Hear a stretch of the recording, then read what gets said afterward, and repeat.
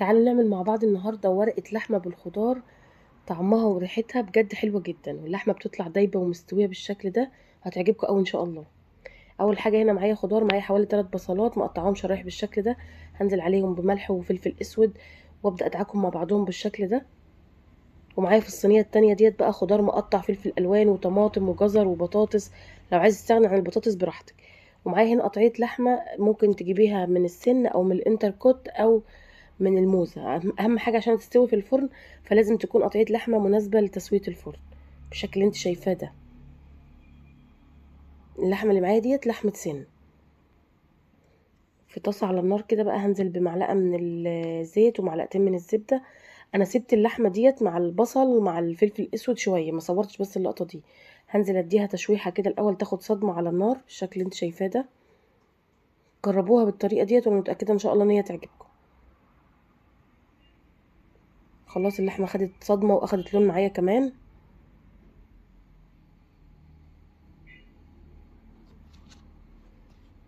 بعدين بقى هنزل بالخضار زي ما قلت لك، فلفل الوان وطماطم. كل ما كترتي فيها خضار بيبقى طعمها حلو جدا، وفلفل حار وجزر.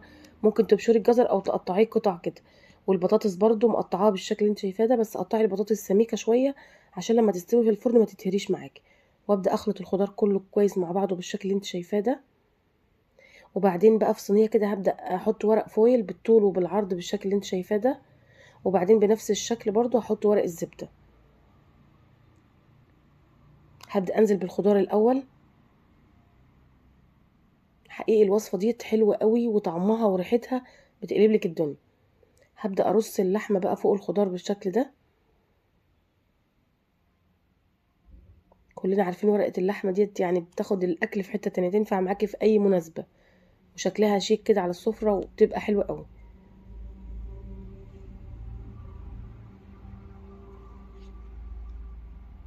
هبدأ بس اظبط الملح بتاعها بالشكل ده.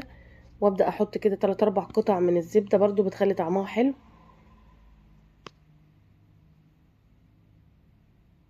اهم حاجة بقى التقفيلة دي. اقفل بالدور كده ورقة الزبدة الاول، عشان احنا هنسويها على البخار، فلازم تحبيس الحرارة خالص عشان تستوي معاكي سوا كامل. وبنفس الشكل برضو الورق الفويل هسويه هبدأ اقفله بالشكل اللي انت شايفاه ده.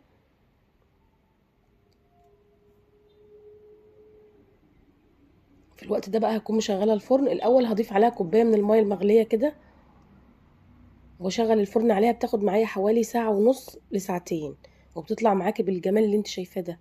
اللحمه دايبه ومستويه، وفي نفس الوقت الخضار كمان مستوي معاكي ومش مهري خالص.